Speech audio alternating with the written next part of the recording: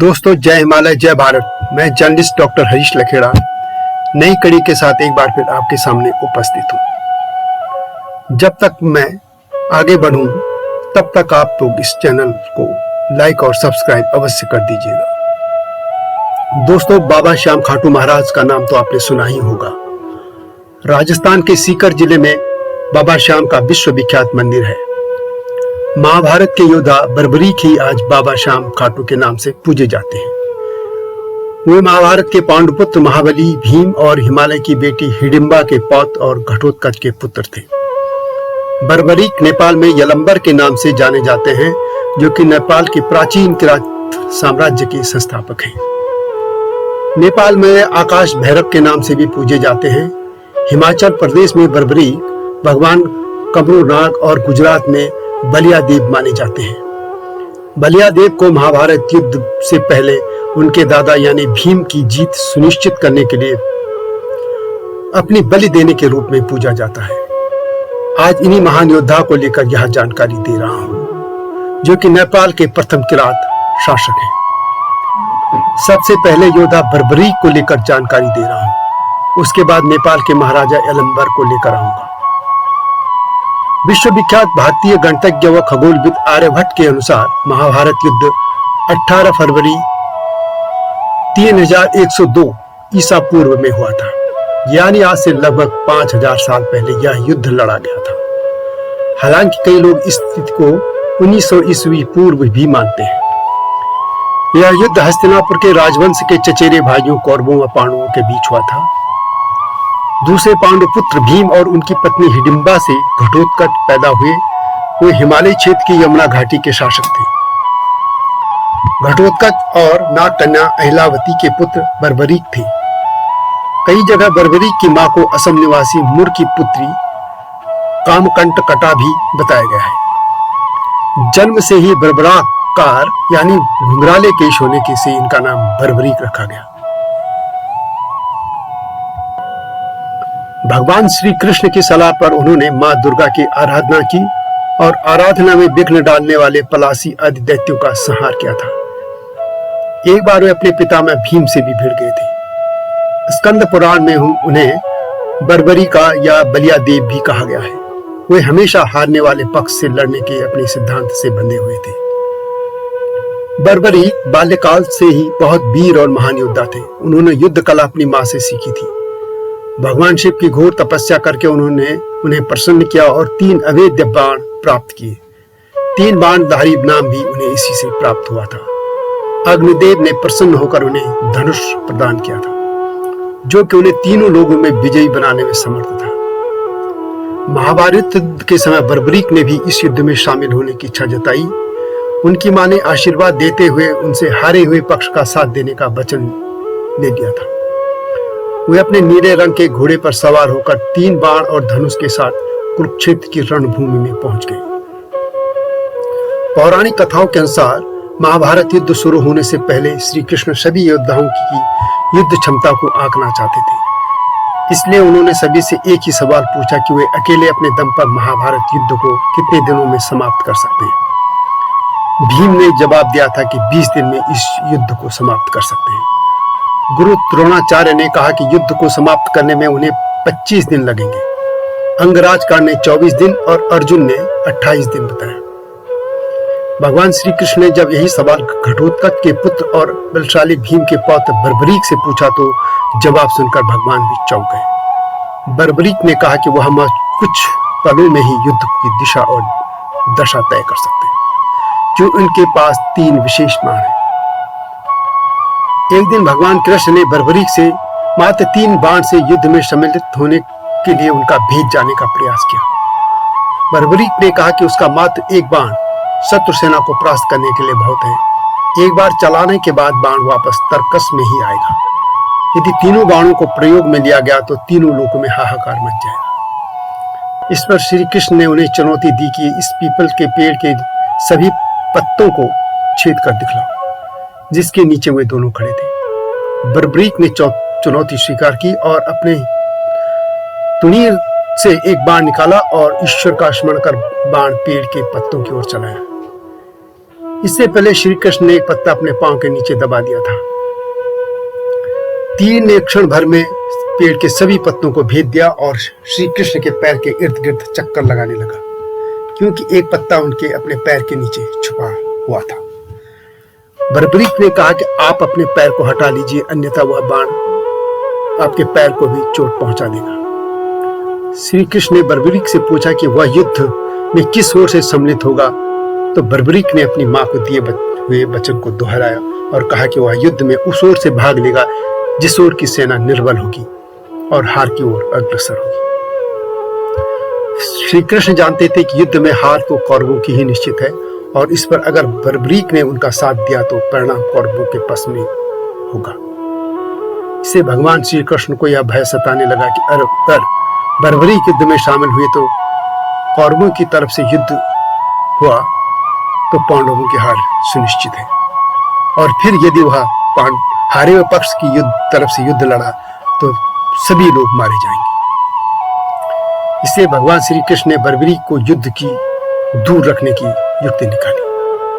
श्री कृष्ण ने बर्बरीक को समझा कि युद्ध आरंभ होने से पहले युद्ध की पूजा के लिए एक वीरवर क्षत्रिय के शीश के लिए दान की आवश्यकता होती है। उन्होंने बर्बरीक को युद्ध में सबसे वीर की उपाधि से अलंकृत करते हुए उनसे शीश दान में मांग लिया। बर्बरीक ने उनसे प्रार्थना की कि वह अंत तक युद्ध देखना चाहता है। इस पर श्री कृष्ण ने उनकी यह बात स्वीकार कर ली।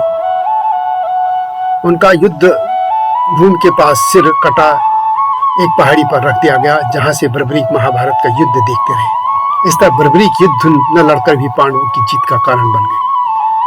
युद्ध की समाप्ति पर पांडवों में भी आपस में चर्चा होने लगी थी कि युद्ध की विजय का श्रेय किसको जाता है। इस पर श्री कृष्ण ने उन्हें सुझाव दिया कि बर्बरीक का शीश संपूर्ण युद्ध का साक्षी है, अतः उससे बेहतर निर्णायक भला कौन हो सकता है। सभी इस बात से सहमत हो गए। बर्बरीक के शीश ने उत्तर दिया कि श्री कृष्ण ने युद्ध में विजय प्राप्त करने में सबसे महान कार्य किया है। उनकी शिक्षा, उनकी उपस्थिति, उनकी युद्ध नीति ही निर्णायक थी। उन्हें युद्ध भूमि में सिर्फ उनका सुदर्शन चक्र घूमता हुआ दिखाई दे रहा था, जो कि शत्रु सेना को काट रहा था। तो दोस्तों, बर्बरीक का यही रूप आज बाबा श्याम खाटू के नाम से पूजा जाता है। अब नेपाल के महान किरात सम्राट यलम्बर पर आते हैं। आज नेपाल में किरात जाति के लोगों में लिंबू, राई, सुनवार और याख्खा प्रमुख है। यलम्बर नेपाल के प्रथम किरात राजा थे। उनको महाभारत में बर्बरीक नाम से जाना जाता है। उन्होंने गोपाल वंश को पराजित कर लगभग 1500 ईसा पूर्व में काठमांडू उपत्यका में किरात साम्राज्य की स्थापना की थी। बर्बरीक यानी यलम्बर का किरात साम्राज्य पश्चिम में त्रिशूली नदी और पूर्व में तीस्ता नदी तक फैला हुआ था। पौराणिक कथाओं के अनुसार भगवान शिव शिकारी कितेश्वर या किरातों के भगवान के रूप में अर्जुन के सामने पश्चिम सिक्किम के लेकशिप में उसी स्थान पर प्रकट हुए थे जहां प्राचीन किरीटेश्वर मंदिर विराजमान है। किरात जाति के लोग भारत, नेपाल से लेकर बांग्लादेश, म्यांमार और आगे तक भूमि में पाए जाते हैं। किरातों को किरात भी कहा जाता है। यह एक तिब्बती बर्मी जातीय समूह है। किरात लोग नेपाल के पूर्वी हिमालय क्षेत्र और भारत के सिक्किम राज्य और पश्चिम बंगाल के उत्तरी पहाड़ी क्षेत्र दार्जिलिंग और कालिम्पोंग जिलों में रहते हैं। उत्तराखंड और हिमाचल प्रदेश के अधिकतर किरात अब खश व आर्य जाति में समाहित हो चुके हैं। यजुर्वेद और अथर्ववेद में किरातों को पर्वत और कंदरों का निवासी बताया गया है। महाभारत में बाज सेनयी संहिता और तैत्तिरीय ब्राह्मण में भी किरातों का उल्लेख है।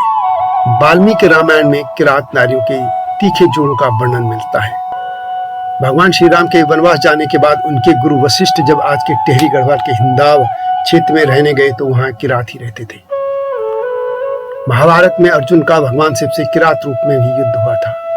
संस्कृत महाकाव्य में महाकवि कालिदास ने उत्तराखंड के किरातों का वर्णन किया है।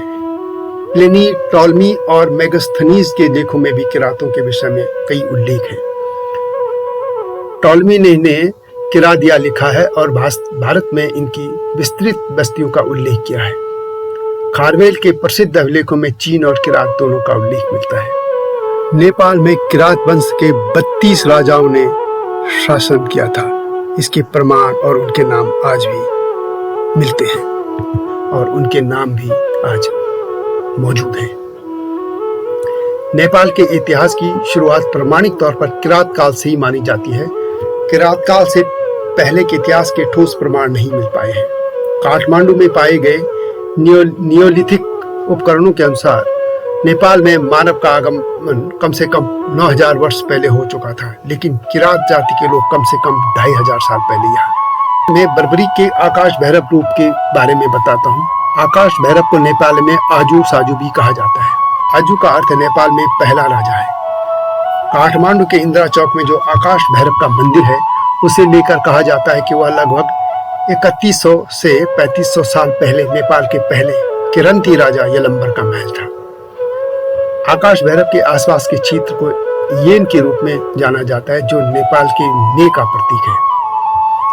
किरंती भाषा में ने का मतलब मुसलैंड है। आकाश भैरव का सिर काठमांडू में कई 100 साल पहले खोदा गया था। यहाँ हर साल एक महोत्सव होता है। मान्यता है कि आकाश भैरव यानी किराती राजा यलंबर को तांत्रिक पूजा के माध्यम से शक्तियां प्राप्त थी। महाभारत के युद्ध के दौरान राजा यलंबर यहाँ से भैरव के वेश में हारने वाले दल की मदद के लिए युद्ध मैदान में गए थे। जब भगवान श्री कृष्ण ने उनके बारे में सुना तो उन्होंने भैरव की क्षमता का परीक्षण करने की कोशिश की। श्री कृष्ण को लगा कि यदि भैरव हारने वाले पक्ष में शामिल होने की अनुमति उन्हें दी जाएगी तो युद्ध तब तक जारी रहेगा जब तक कि दोनों पक्षों का विनाश नहीं हो जाएगा। कृष्ण ने भैरव से पूछा कि क्या वे उपहार के रूप में कुछ दे सकते हैं। भैरव ने अपनी सहमति दे दी थी। श्री कृष्ण ने भैरव से उनका सिर मांग लिया। यलंबर का कटा सिर आकाश मार्ग से काठमांडू पहुंच गया था, इसलिए किरात राजा यलंबर को आकाश देवता या आकाश भैरव कहा जाने लगा है। अब वे बौद्ध देवता हैं। आकाश भैरव को बौद्ध प्रतिमा में एक बड़े नीले सिर के साथ एक भयंकर चेहरे, विशाल चांदी की आंखों और खोपड़ी और नागों के मुकुट के साथ चित्रित किया गया है। देवता का सिर एक चांदी के सिंहासन बहता है जिसे सिंह खींचते हैं। उनके दोनों ओर भीमसेन यानी भीम और भद्रकाली भी होती है। मूर्ति का चेहरा उस मुखौटे का प्रतिनिधित्व करता है जिसे राजा यलंबर ने कुरुक्षेत्र के रास्ते में पहना था। भगवान आकाश भैरव नेपाल में किसानों के देवता भी हैं। हिंदू लोग उन्हें ब्रह्मा के रूप में भी पूजते हैं और यहाँ पर 8 दिन की इंद्र यात्रा सदियों से होती रही है। तो दोस्तों, यह साफ हो गया है कि नेपाल का पहला किरात साम्राज्य हस्तिनापुर के पांडव महाबली भीम के पौत्र बर्बरीक यानी यलंबर ने स्थापित किया था। यानी नेपाल भारत से भला अलग कहाँ है। तो दोस्तों, यह गाथा आपको कैसी लगी कमेंट में अवश्य लिखें। आपके पास कोई जानकारी हो तो वह भी शेयर करें। यह चैनल हिमालय लोगों की संस्कृति, इतिहास, लोक, सरोकार आदि को देश दुनिया के सामने रखने का प्रयास कर रहा है। आपका सहयोग चाहिए, इसलिए इस हिमालयी लोक चैनल को लाइक और सब्सक्राइब करना न भूलना। इस वीडियो के इस टाइटल सॉन्ग को भी सुन लेना, यह मेरा ही लिखा है और इस चैनल में है। अगले वीडियो की इंतजार कीजिए। तब तक जय हिमालय, जय भारत।